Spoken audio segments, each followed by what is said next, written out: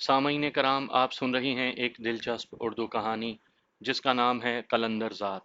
ये इस सिलसिले की किस्त नंबर 19 है। मुझे उम्मीद है आपको मेरी ये काविश पसंद आ रही होगी।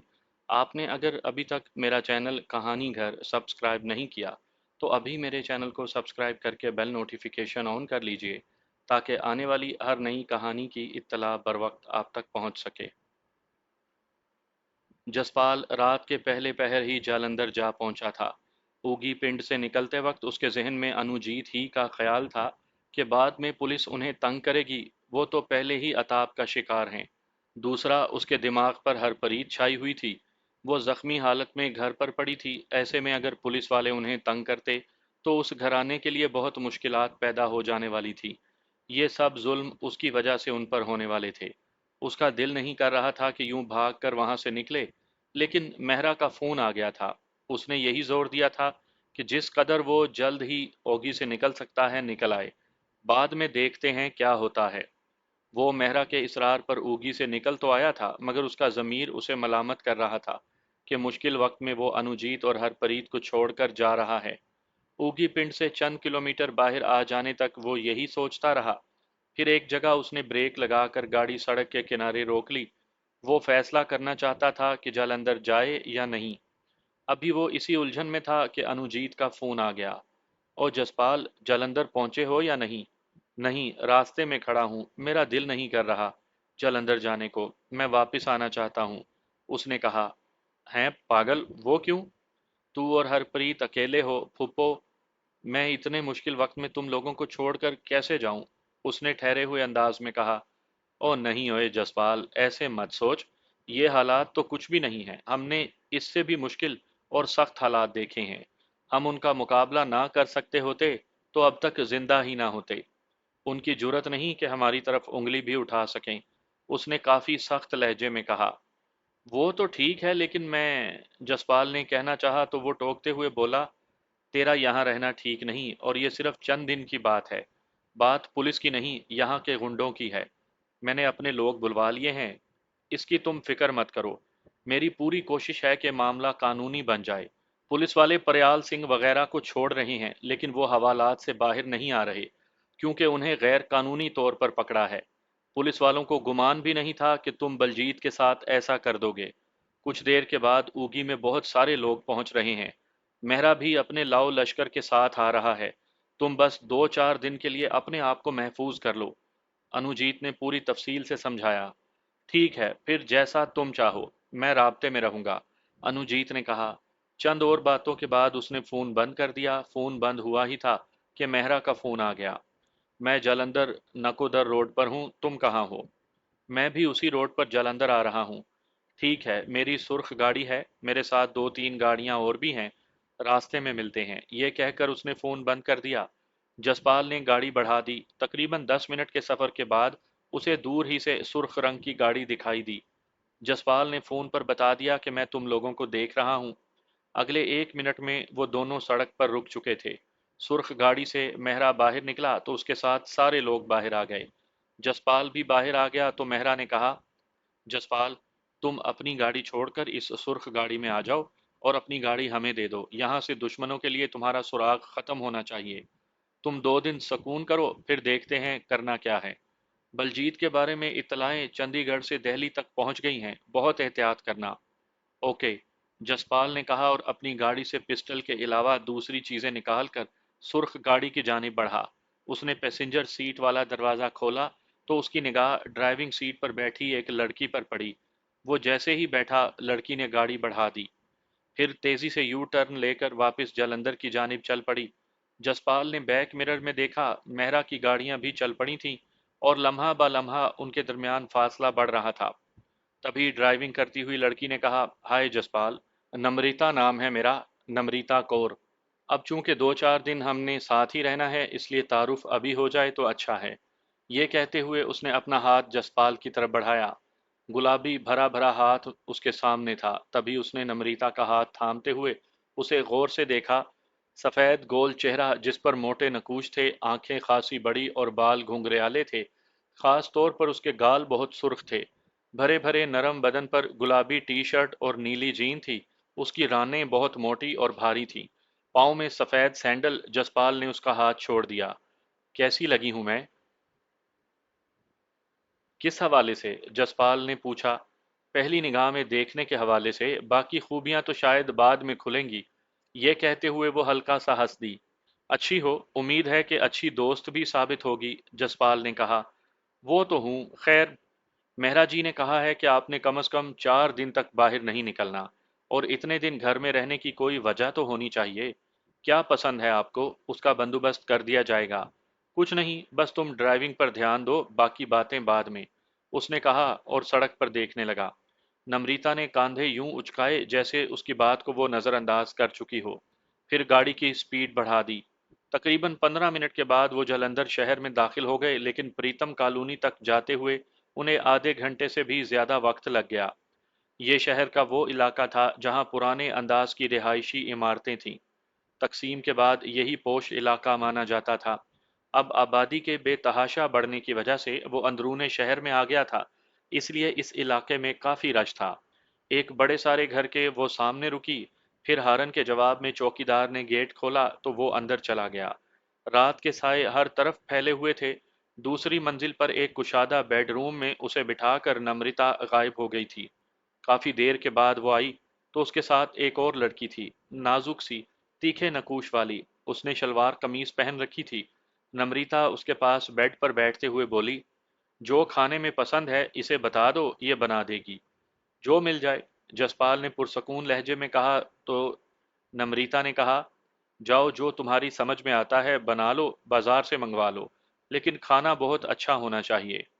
ये सुनते ही वो लड़की वापस चली गई तो नम्रिता उसे यूं बैठा देखकर बोली, जसपाल, यार क्या सोगवार से बने बैठे हो, जाओ जाकर फ्रेश हो जाओ, फिर खाना खाकर जो चाहे करना, ओके। इस पर जसपाल ने उसे जवाब नहीं दिया, बल्कि उठकर वॉशरूम की तरफ चला गया। आधी रात से ज्यादा का वक्त गुजर चुका था। जसपाल को सुकून नहीं आ रहा था। नम्रिता गपशप लगाकर अपने कमरे में जा चुकी थी।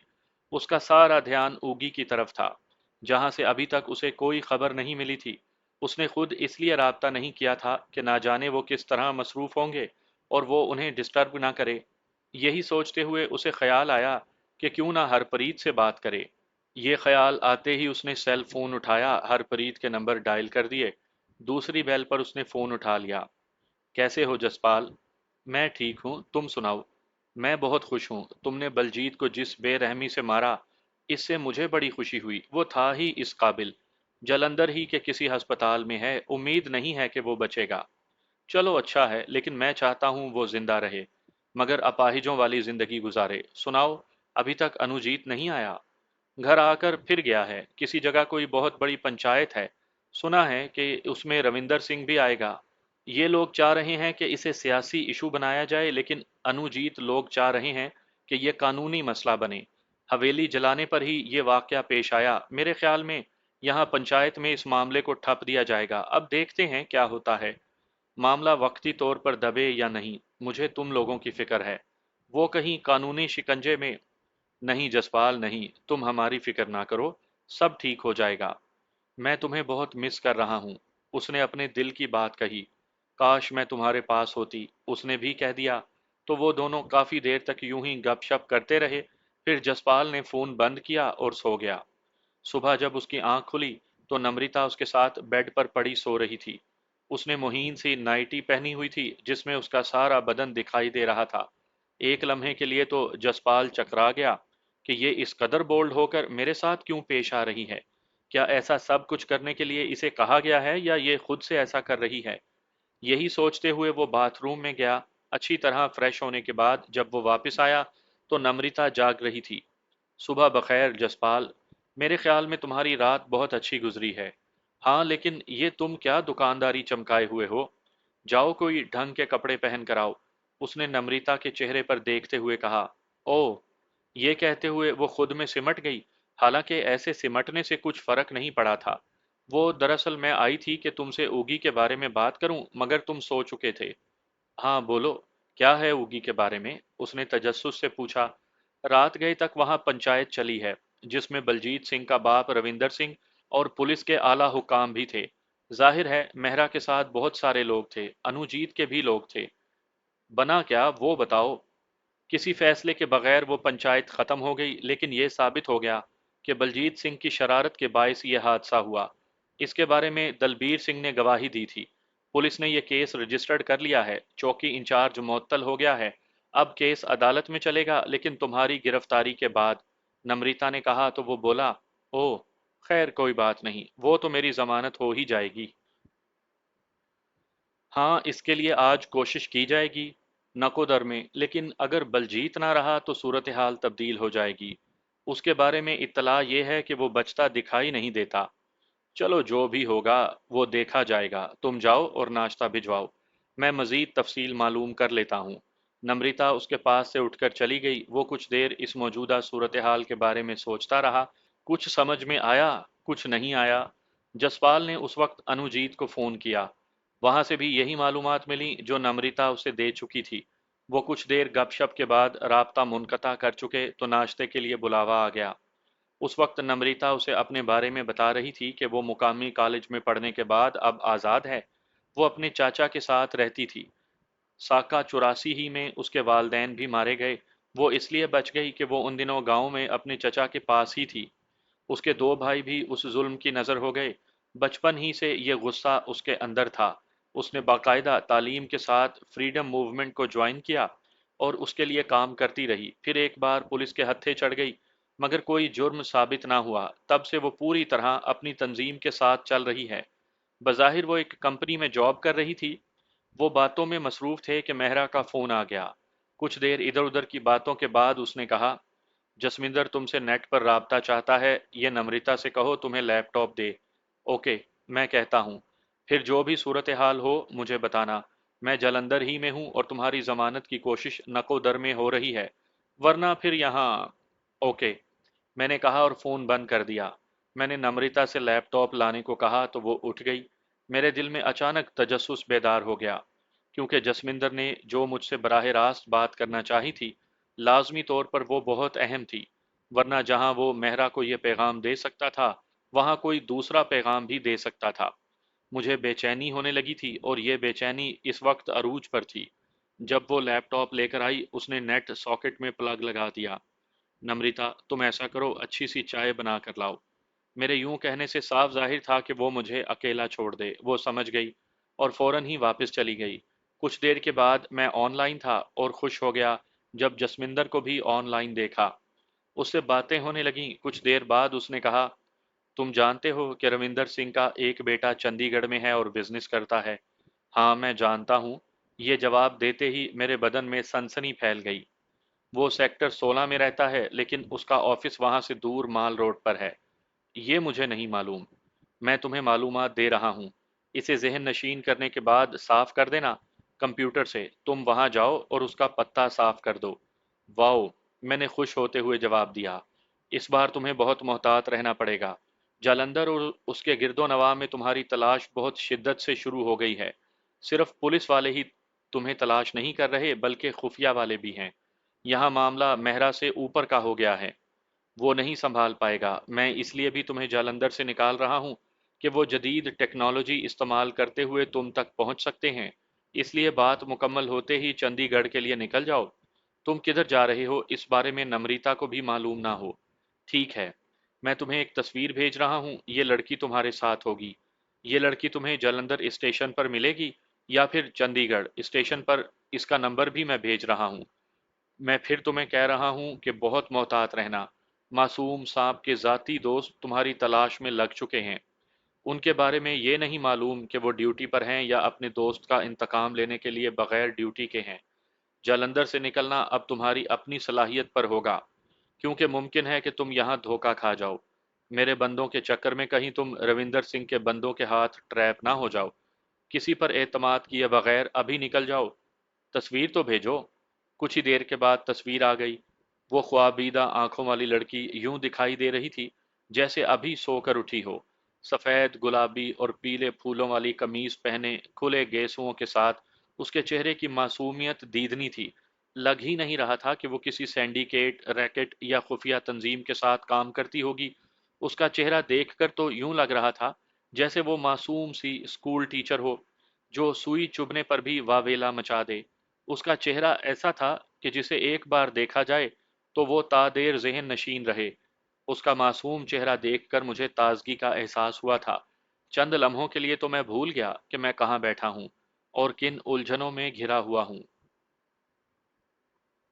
Okay, good luck Jaspal, Chandigarh पहुंचो, वहां बातें होंगी। ठीक है, मैं अभी निकलता हूँ। मैंने जवाब दिया तो वो ऑफलाइन हो गया। उसने जो मुझे ज़रूरी मालूमात भेजी थी उन्हें देखते हुए मुझे तकरीबन 1 घंटा लग गया। जसविंदर ने ये बड़े अहम वक्त पर मेरी तवज्जो इस तरफ दिलाई थी। वो लोग सोच भी नहीं सकते थे कि बलजीत सिंह का मामला हल हुए बगैर मैं कोई और कार्रवाई का सोच सकूंगा। लेकिन इसके साथ साथ पहली बार जसविंदर ने मुझे इस कदर मोहतात रहने को कहा था। मैंने उसकी तरफ से दी गई तमाम मालूमात ख़त्म कर दी। मैंने चंडीगढ़ नहीं देखा था और ना ही इस बारे में इतनी मालूमात थी। सुना था कि वो जदीद शहर है। जसविंदर की दी हुई मालूमात मेरे जहन में नक्श हो गई थी। इससे पहले मुझे भारतीय रेलवे का तजर्बा नहीं था। एक नया जहान मेरे सामने वाह होने को था। इसलिए मैं अपने बदन में सनसनी महसूस कर रहा था। मुझे अब नम्रता की निगाहें बचा कर निकलना था। फिलहाल तो वो चाय लेने गई थी। मैं सोच रहा था कि यहाँ से कैसे निकलूं। इन्हीं लम्हात में जबकि मैं वहां से निकलने के लिए सोच रहा था, नम्रता हवास बाख्ता सी कमरे में दाखिल हुई। वो कुछ कहना चाहती थी लेकिन फूले हुए सांस की वजह से कह नहीं पा रही थी। अचानक ही मेरे दिमाग में खतरे की घंटी बज उठी। तकरीबन चंद लम्हों तक नम्रता से बोला ही ना गया। फिर जब बोली तो उखड़े हुए सांसों में आधे अधूरे अल्फाज में कहा, जसपाल जल्दी निकलो, भारी तादाद में पुलिस नीचे आ चुकी है। हम निकलेंगे कहाँ से? जसपाल ने सोचते हुए उससे पूछा। तो नम्रता ने उंगली से ऊपर की तरफ इशारा करते हुए कहा, ऊपर ऊपर छत पर से आओ। ये कहकर वो भागते हुए तेजी से वापस पलट गई। जसपाल उसके पीछे भागा। वो आगे पीछे सीढ़ियां चढ़ते हुए छत पर आ गए। वो सारी छतें एक दूसरे के साथ मुंसलिक थीं। उन्होंने नीचे झांकने की जहमत नहीं की बल्कि अकब में जो छत थी उस पर कूद गए। एक के बाद अगली और फिर उससे अगली छत पर कूदते हुए वो अपनी इमारत से काफी दूर निकल आए। इस वक्त सबसे बड़ा मसला उनके लिए ये था कि वो यहाँ से सड़क तक कैसे जाएं। तभी जसपाल ने एक लम्हे को सोचा, फिर इधर उधर ताका। वो जिस छत पर थे उसकी सीढ़ियां दिखाई दे रही थीं। तभी जसपाल ने कहा, हमें इस तरह छतें कूदते हुए पुलिस देख सकती है। इसके साथ ही उसने नीचे उतरती सीढ़ियों की जानिब इशारा किया। तुम्हारा क्या ख्याल है? गुरु का नाम लें और बाकी फिक्रा नम्रता ने इशारे से मुकम्मल कर दिया। निकल, जसपाल ने कहा तो वो दोनों सीढ़ियां उतरते चले गए। दूसरी मंजिल पर कोई नहीं था, इसलिए वो अगली सीढ़ियां भी उतर गए जो सहन में खुलीं। वहां सामने ही तख्त पर एक बूढ़ी औरत बैठी थी। उसके करीब एक जवान सी औरत के पास छोटा बच्चा खेल रहा था।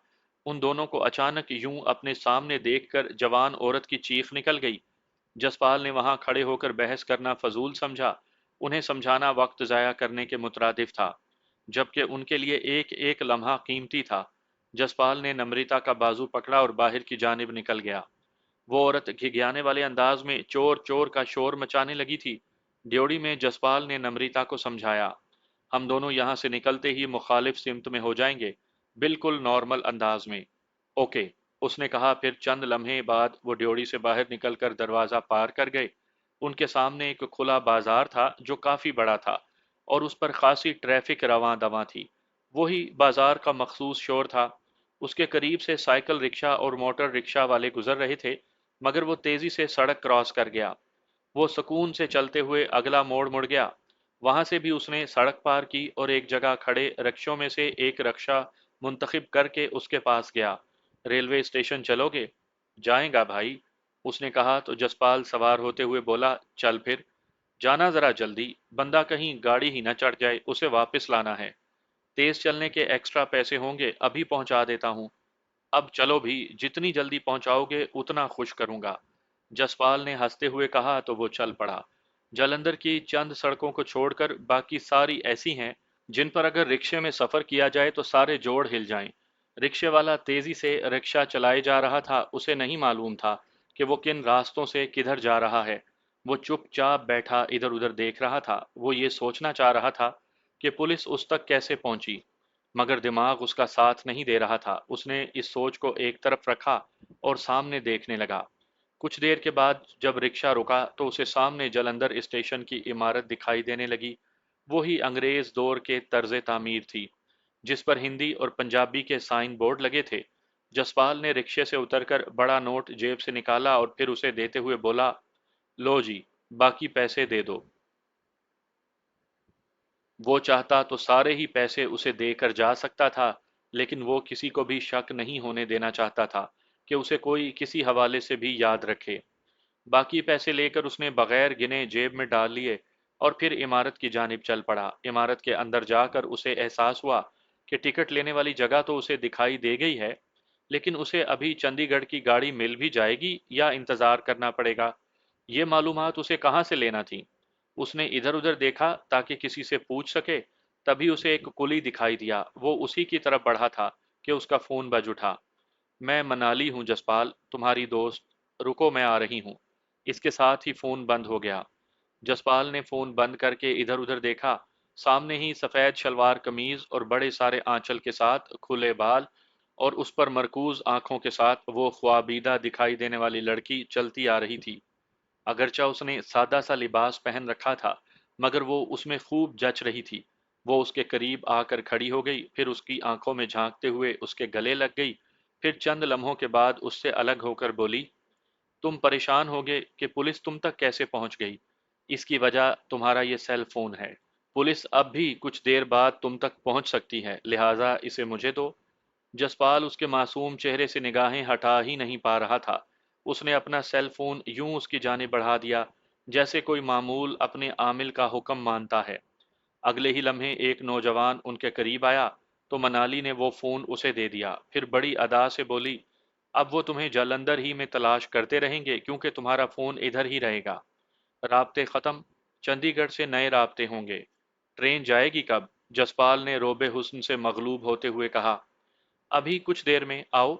उसने जसपाल का हाथ पकड़ा तो उसे लगा जैसे किसी रेशम के गाले ने उसे छुआ है। वो उसके साथ चल पड़ा।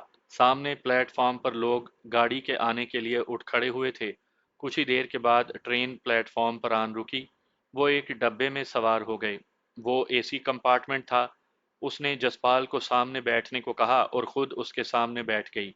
चंद मिनटों के बाद ट्रेन ने विसल दी तो जसपाल को एहसास हुआ। तभी उसने पूछा, क्या हम दोनों ही हैं? कुछ लोग हैं हमारे साथ, फिक्र नहीं करो, पुरसकून हो जाओ। लफज उसके मुंह ही में थे कि दो नौजवान उसके पास आए। उनके पास कुछ सामान था। वो उन्होंने रखा और वापस पलट गए। कुछ खाओ पियोगे जसपाल? हाँ, उसने सर हिलाते हुए कहा। तो मनाली उसी सामान की तरफ उठ गई। ट्रेन चल पड़ी थी। दोपहर हो चुकी थी। पीरजादा वकास की तरफ से काफी से ज्यादा बंदे आ गए थे। उनमें से चंद वापस चले गए। वो अपने साथ उस बूढ़े और दोनों लड़कियों को भी ले गए थे। मैंने वहां डेरे के फोन से शाहजेब से राब्ता करने की बहुत कोशिश की, लेकिन उसने वो फोन ही नहीं उठाया जो डेरे के नंबरों से आ रहा था। इससे मुझे ये यकीन हो गया कि शाहजेब को डेरे पर कब्जे के बारे में इल्म हो चुका है। वहीं डेरे पर काफी माल डंगर बंधे हुए थे। मैंने वो सारे खोल दिए। इसका मतलब था कि वो जिसके भी हाथ लगते 4 दिन उनका फायदा जरूर लेते। अगर वापसी का मुतालबा ना किया गया तो वो मवेशी उन्हीं के हो जाने थे। मैंने चाचे बैरू से बकरे ज़िबा करने को कहा था। इसलिए दोपहर के वक्त अच्छा खासा खाना सब लोगों के लिए तैयार हो गया। हम सभी ने एक हाल में खाना खाया। फिर मैं, जानी शोकर और तलहा मांडी शाह जहेब वाले कमरे में आकर बैठ गए। बाकी सब अपनी अपनी पोजीशन पर बैठ गए। तभी जानी शोकर ने कहा, जमाले एक बात कहूँ, लेकिन इसका जवाब तुम्हें बहुत सोच समझ कर देना है। हाँ बोलो, मैंने उसके लहजे पर चौंकते हुए कहा। मेरे ख्याल में सरदारों का यह डेरा हमारे लिए महफूज नहीं है। तुम्हारा क्या ख्याल है? इसमें शाहजेब की बेइज्जती नहीं है कि हम उसके डेरे पर कब्जा करके बैठे हैं? बिल्कुल, बड़ी बेइज्जती है। इलाके में तो शोर मच गया होगा कि जमाले ने सरदारों को दबा कर रख दिया है। आज उसने डेरे पर कब्जा कर लिया है, कल वो हवेली पर कब्जा कर लेगा। तलहा मांडी ने दीदे फेरते हुए कहा तो मैंने जानी की तरफ देखकर कहा, तू कहना क्या चाहता है? शाहजेब चाहे सामने ना आए, लेकिन वो अपने बंदों की मदद से और पुलिस की मदद से डेरे पर से कब्जा जरूर वापस लेगा। आज नहीं कल हम ज्यादा देर तक इस पर कब्जा नहीं जमा सकते। और फिर वो बंदे जो यहाँ से भाग कर गए हैं, उनमें पता नहीं कौन जिंदा है कौन मर गया। वो भी अपने ही गले पड़ेंगे। मेरे ख्याल में हम जितनी जल्दी यहाँ से निकल सकें निकल जाएं। कहीं हम भी इस चूहेदान में फंस ही ना जाएं। بات تو تیری ٹھیک ہے، ہم نکل جاتے ہیں، لیکن یہاں سے نکلنے کے بعد جائیں گے کہاں؟ میں نے اس سے پوچھا۔ بتیرے ڈیرے ہیں، ابھی شام ہونے میں آدھا دن پڑا ہے، سرداروں کی گاڑیاں ہیں، ان پر ہی انہی کا اسلحہ لادتے ہیں اور کہیں بھی ٹھکانہ بناتے ہیں۔ چل ٹھیک ہے، پھر تھوڑی دیر کیوں، ابھی نکلتے ہیں، میں نے کہا، اور پیرزادہ وقاص کو فون کر کے موجودہ صورتحال کے بارے میں بتایا تو وہ بولا، شام تک اس علاقے میں رہو، میرا مطلب ہے کہ گاؤں اور اس کے ارد گرد۔ شام پڑتے ہی چودھری شاہ نواز کے ڈیرے پر یا سیدھے میرے پاس میران شاہ آ جانا۔ میں یہ تھوڑا سا وقت وہاں گزارنے کے لیے کیوں کہہ رہا ہوں، اس کی وجہ ہے، پورے علاقے میں تیری دھاک بیٹھ گئی ہے کہ جمال سرداروں کے سامنے کھڑا ہو گیا ہے، اور سمجھو کہ آج کے دن سے تم دہشت کی علامت بن گئے ہو۔ شاہ زیب کو احساس ہونا چاہیے کہ تم اسی علاقے میں ہو، اس پر خوف طاری رہے اور اپنے بچاؤ کے لیے بھاگتا پھرے۔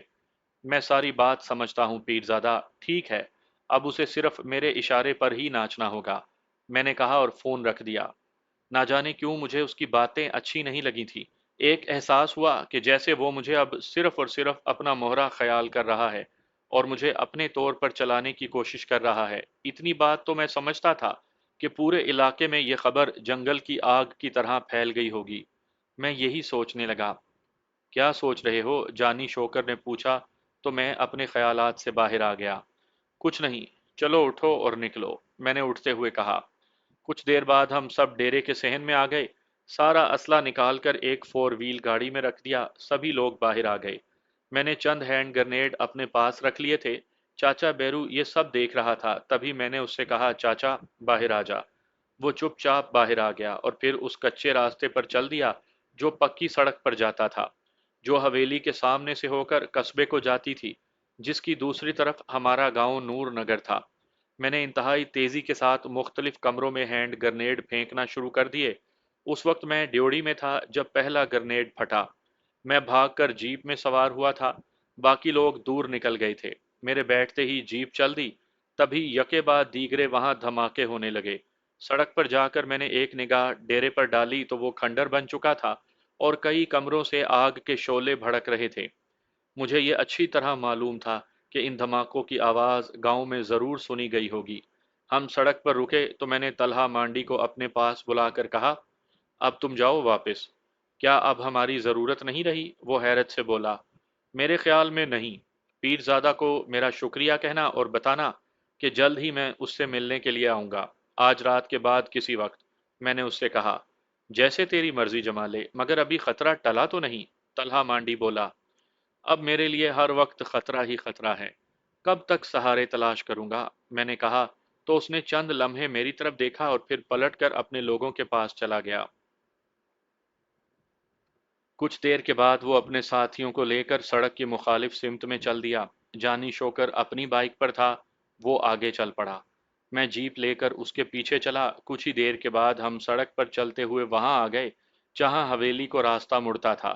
وہاں گیٹ پر خاصی ہلچل تھی، مگر وہ لوگ خاصے دور تھے، ظاہر ہے ان میں شاہ زیب نہیں تھا۔ میں آگے بڑھ گیا، میرا رخ اب گاؤں کی طرف تھا۔ جانی شوکر پہلے ہی گاؤں میں مڑ چکا تھا۔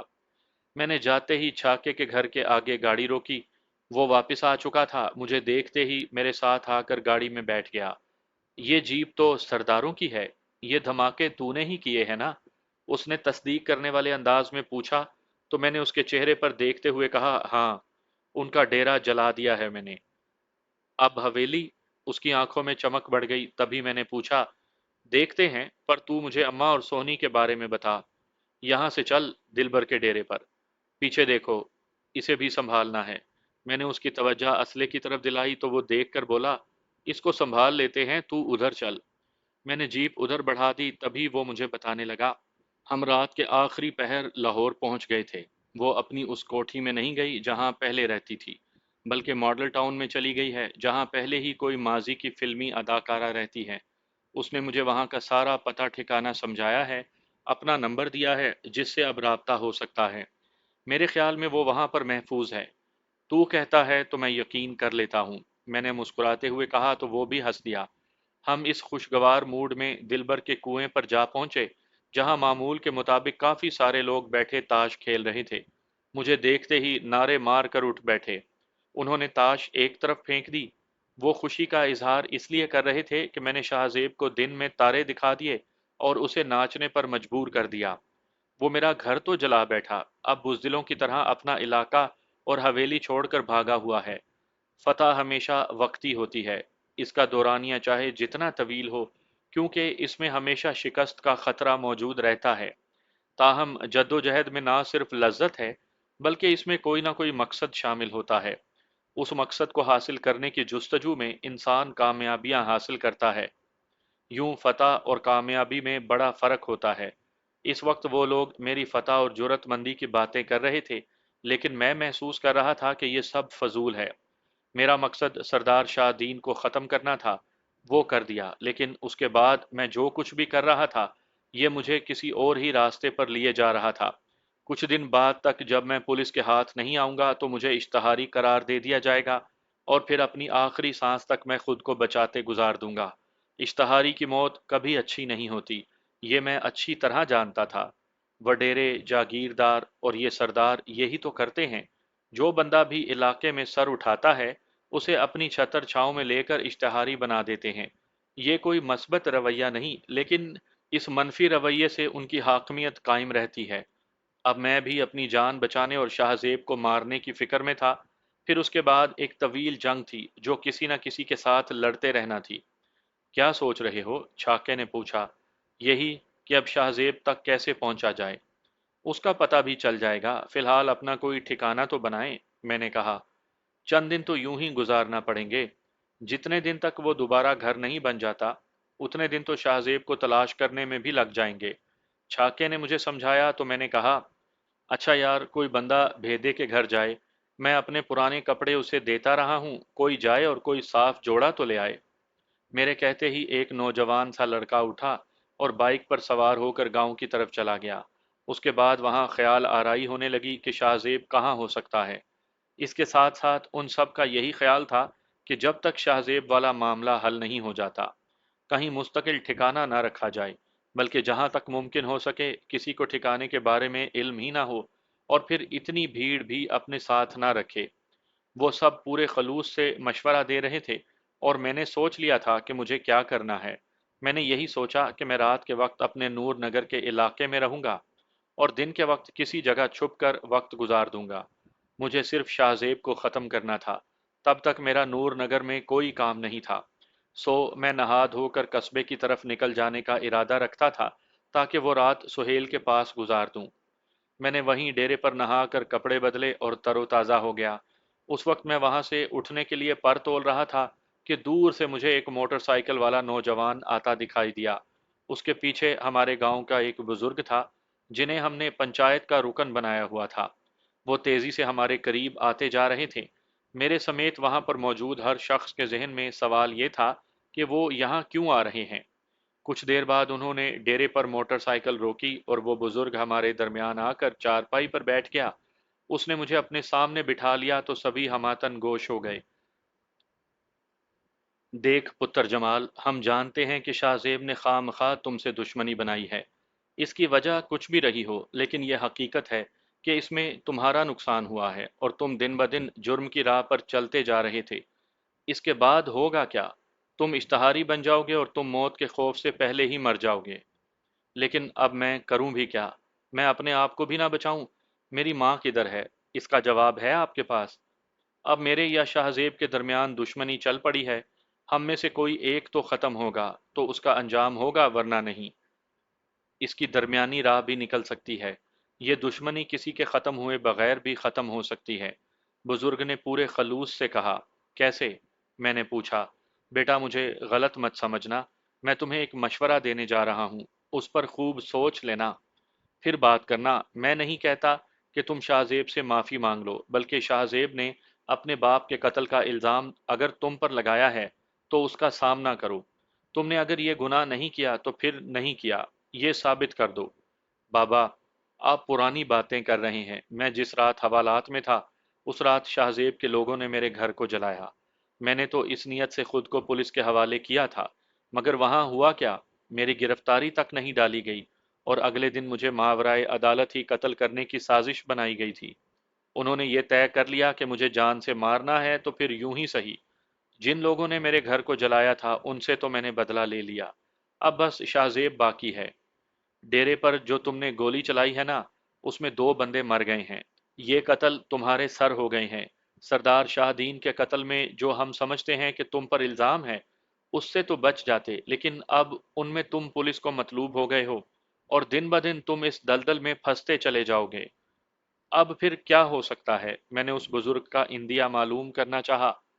देखो, तुम खुद को पुलिस के हवाले कर दो, तुम कानूनी जंग लड़ो, मैं नहीं चाहता कि तुम पुलिस के हाथों किसी मुकाबले में मारे जाओ, क्योंकि इस वक्त पुलिस ने पूरे नूर नगर को घेरा हुआ है।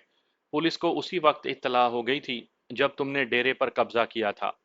उन्हें मालूम है कि तुम इस इलाके में हो, ना जाने उन्हें यह भी मालूम है कि तुम इस डेरे पर मौजूद हो।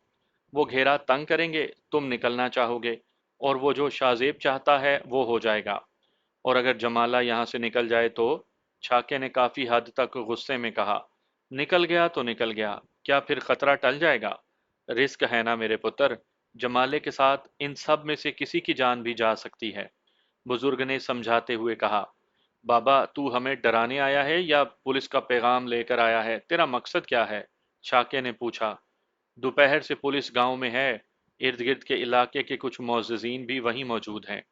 आज या कल जो भी हुआ, उसकी पूरे इलाके को खबर हो चुकी है।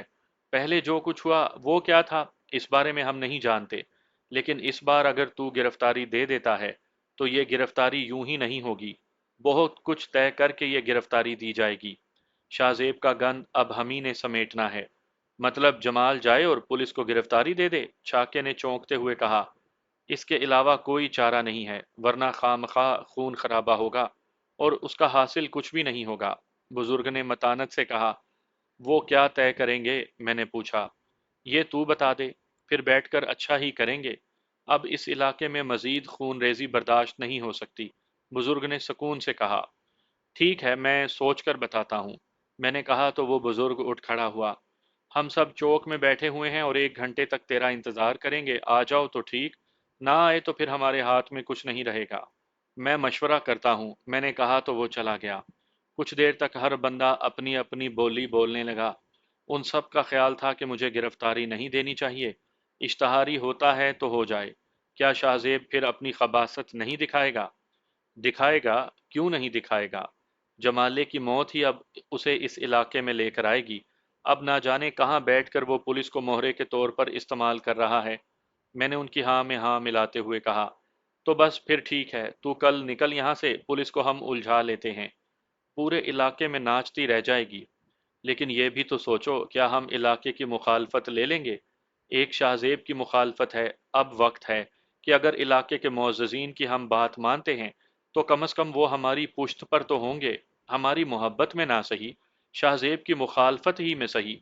अगर हमने उन्हें भी नाराज़ कर लिया तो हमारा इस इलाके में रहना मुश्किल हो जाएगा। मेरा ख्याल है एक बार इलाके वालों की मान कर देख लेते हैं।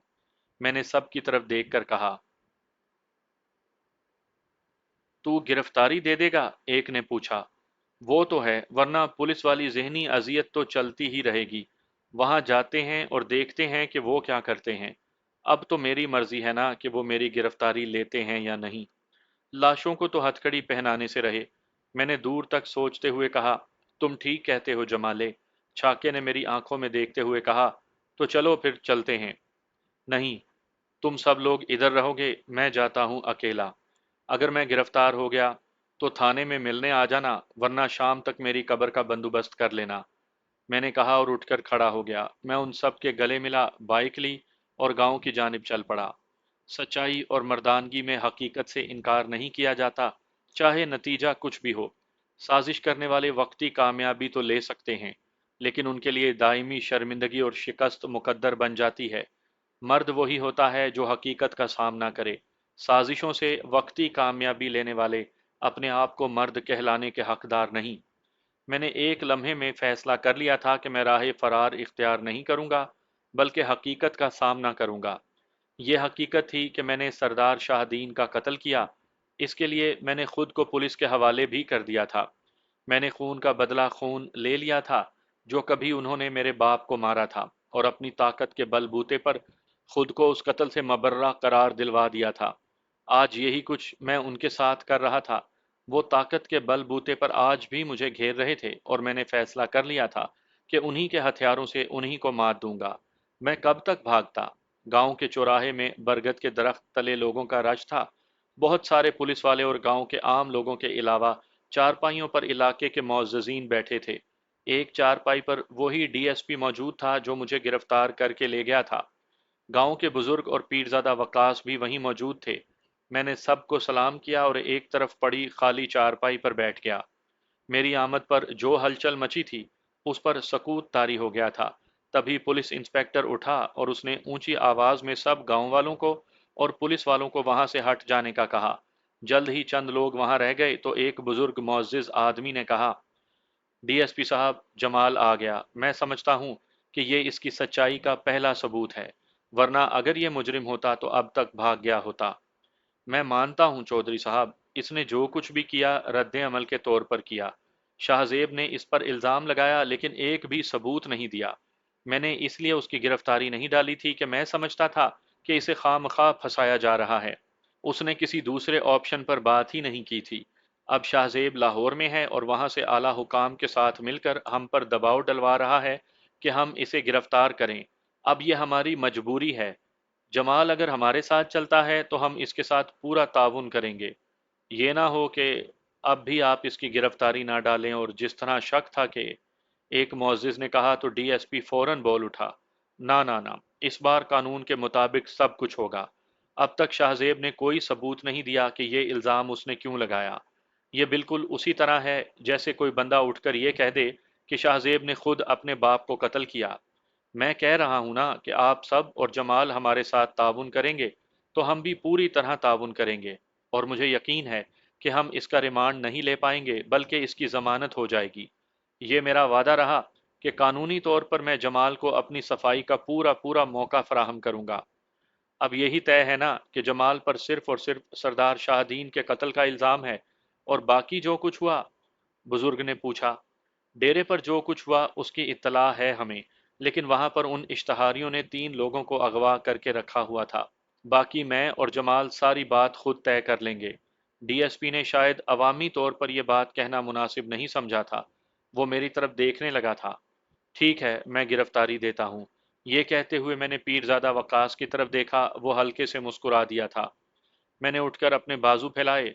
एक कांस्टेबल ने मेरी कलाइयों में हथकड़ी डाल दी। फिर मेरी तलाशी दी। कोई काबिले एतराज शय ना पाकर वो मुतमईन हो गए। मैं खुद चलता हुआ कुछ फासले पर खड़ी गाड़ी में जा बैठा।